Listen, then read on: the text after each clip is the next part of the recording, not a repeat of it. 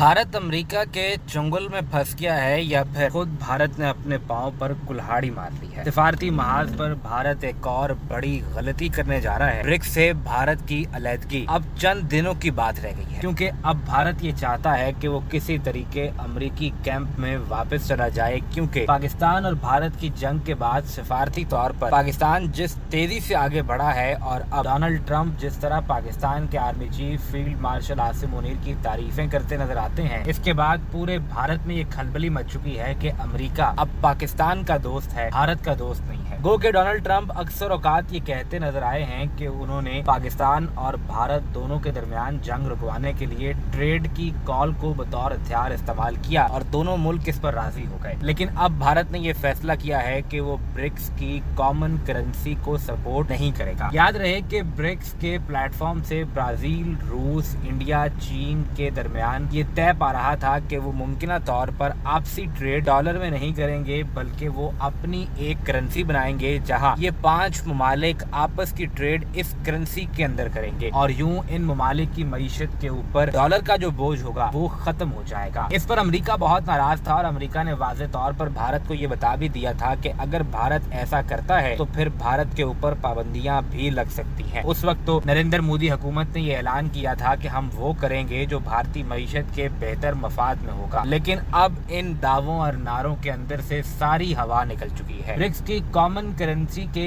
इस प्रोजेक्ट से भारत ने निकलने का इंदिया दे दिया है और मुमकिन तौर पर आइंदा चंद रोज के अंदर भारत बाकायदा तौर पर ब्रिक्स को छोड़ने का ऐलान कर सकता है। इसकी बड़ी वजह चीन की पाकिस्तान के साथ दोस्ती, रूस के पाकिस्तान के साथ ताल्लुकात को बताया जा रहा है और भारत अब अमेरिकी डॉलर को मजबूत करने और डोनाल्ड ट्रंप की खुशनुदी हासिल करने के लिए अपनी मईशत का भी बेड़ा गर्क करने जा रहा है।